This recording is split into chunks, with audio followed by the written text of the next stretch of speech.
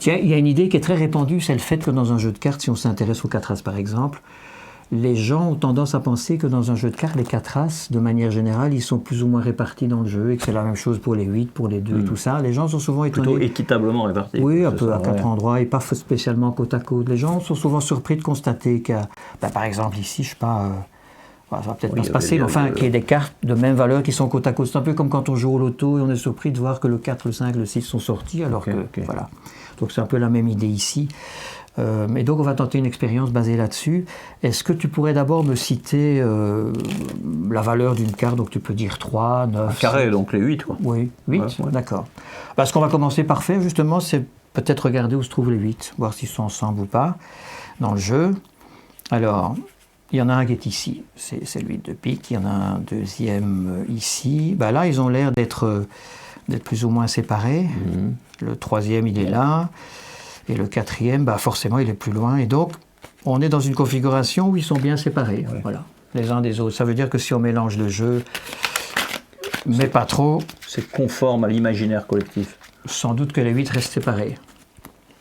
Alors, ton rôle maintenant va être d'essayer de localiser les 8. Alors, quand on demande ça à quelqu'un, j'ai beaucoup fait cette expérience, il y a un phénomène très curieux qui se passe. Et donc, j'ai écrit ici quelque chose qu'on lira peut-être si ce phénomène se passe. Okay. Voilà, je vais te demander de prendre le jeu en main et de déposer la première carte ici, la suivante à côté et la suivante aussi. Et puis, tu reviens ici et tu continues. Attends, je t'explique. Et tu t'arrêtes, mais c'est encore une ou deux, voilà. Et tu t'arrêtes quand tu penseras qu'il y a un 8, soit là, soit là, soit là, soit peut-être même à 2 endroits, et peut-être même, qui sait, 3, voilà. Maintenant, je t'arrête tout de suite parce que si tu continues comme ça, si jamais il y a un 8 là, il n'y en aura pas là.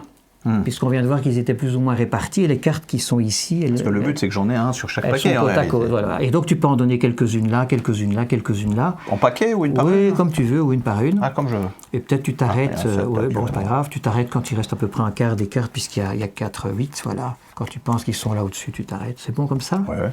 Voilà. Donc, d'après toi, il y a un 8 là, ou bien là, ou bien là. Voilà, on va regarder. Bon, là, il n'y en a pas. C'est un 3, un 9... et un 6. Comme quoi, c'est pas facile de trouver les 8. Mais imagine un instant que tu aies choisi 9. Tu en aurais trouvé un. Oui. Voilà. Donc, ça a du sens, tout ça. On peut peut-être changer de stratégie pour voir si ça fonctionne. Mais il reste ici, je sais pas moi, une quinzaine de cartes.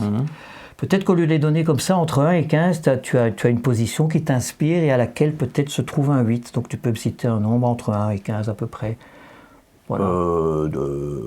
Allez, 7. 7. Ça veut dire qu'en 7e position, tu penses qu'il y a peut-être un 8. On va regarder. 1, 2, 3, 4, 5, 6. Le joker, ça vaut n'importe quelle valeur. On pourrait jouer là-dessus. Mais voilà. Bon, c'est pas un 8. Donc, c'est pas si facile que ça de trouver tous les 8. Mais il y a un phénomène qui se passe très souvent, dont je t'ai parlé au début, c'est que la plupart des gens ont tendance à s'arrêter 2 secondes trop tôt. 2 secondes trop tôt. Si on récapitule un coup ce qui s'est passé, tu as donné les cartes et tu t'es arrêté, et c'est ça qui a fait qu'on est arrivé sur ces 4-là. Mais si tu avais continué pendant 2 secondes, en 2 secondes, tu aurais sans doute donné 2 cartes. Et donc, au lieu d'arriver à celle-là, 1, 2, tu serais arrivé à celle-ci. 1, 2, tu serais arrivé à celle-là. 1, 2, à celle-ci. 1, 2, à celle-là. Et ça aurait été tellement, tellement mieux. Ah, super. Excellent. Et impromptu. Oui. Ça me plaît. Tout à fait.